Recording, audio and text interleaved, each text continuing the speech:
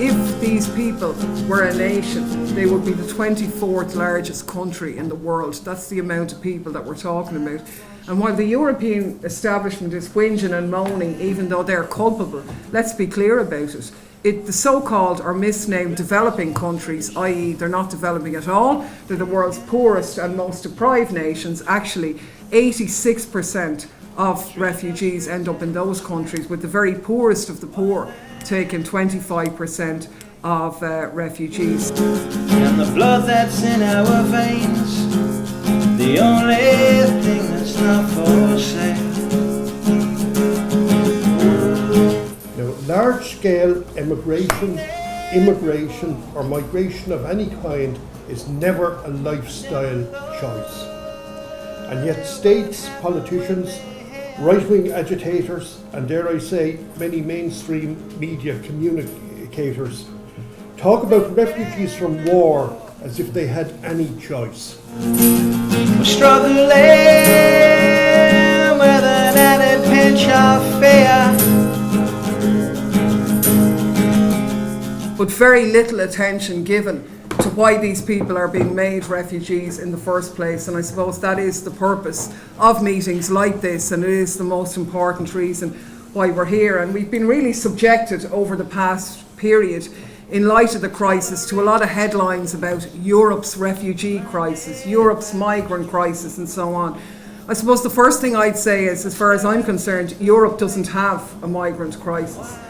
The amount of people seeking refuge in Europe is a tiny, tiny percentage of the overall 250 million strong European population. And in actual fact, the crisis is not Europe's. I'd put it the other way around. Migrants and refugees have a European crisis, a crisis caused by Europe, and particularly its allies in the United States, who've been the main reason as to why there are so many refugees in the first place, as a result of destabilisation and war, and all of the points that Micheal made as to why people are forced to flee their homes, which is clearly a last resort. Broken and poor, we're struggling with an added pinch of. There's a White House doctrine since the days of Bush Sr. that it's permissible to create insurrection in any country which does not comply with the American definition of freedom, which means, of course, adherence to US foreign policy and facilitation of neoliberal economics. When necessary, they will orchestrate what they call regime change. And let us not forget that it was in Europe we had one of the worst examples of regime change, when a fascist-led coup, sponsored primarily by the European Union, overthrew the constitutional government of Ukraine. We do know well that Iraq, Afghanistan, Libya and Syria have been utterly destroyed by wars initiated, pursued and financed by the United States in particular, but also Britain, the European Union, Saudi Arabia and the Gulf states. All sorts of weird and wonderful groups, including Islamic fundamentalists, have been set up covertly by these powers to destroy and destabilise existing states and to cause deliberate havoc, allowing the imperialists to walk in and take over.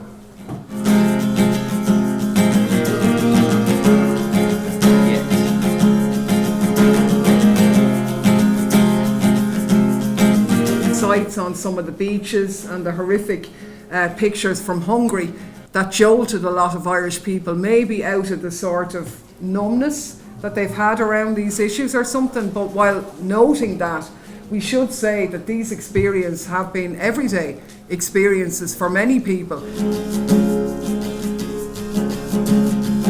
Ireland wants more. Your sons and daughters have to leave. The total world expenditure on arms last year, 2014, was $1,744 billion, of which $610 billion was paid by the American taxpayer. The biggest increase in military spending in any single country was in Saudi Arabia.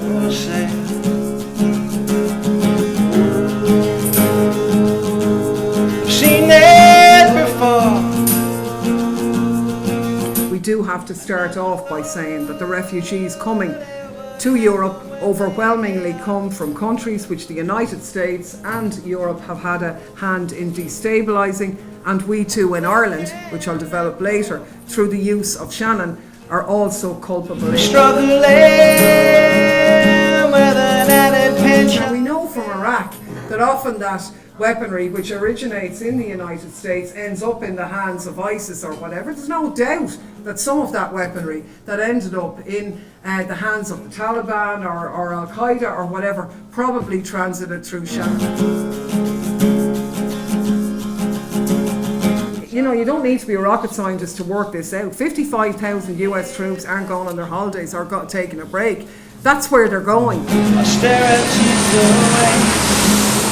While the culprits. The Americans themselves, through the WikiLeaks cables, have said Shannon Airport is an important gateway for US commercial and military travel. We have a long-standing arrangement with the Government of Ireland whereby US military aircraft land and refuel at Shannon en route to the Gulf and Afghanistan.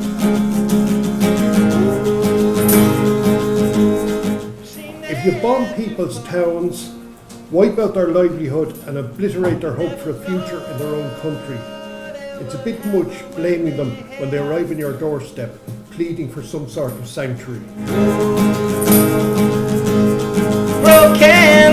You know, there's always money for war, there's never money for peace. I think, I don't know, people saw Jim Roach from the Irish Anti-War movement did a very good statement last week. I don't think the media picked it up, but it was very good, explaining very clearly how the wealth and resources that are invested in the arms industry could absolutely be invested into giving people a decent life, into resettlement programs and so on throughout Europe, because the response that we need is precisely the type of Marshall Plan, massive state program that happened after World War II. An Irish spirit left this town. Our humanity demands that we oppose imperial war, and it also demands that we offer the hand of friendship and support to those who are fleeing from the resulting carnage.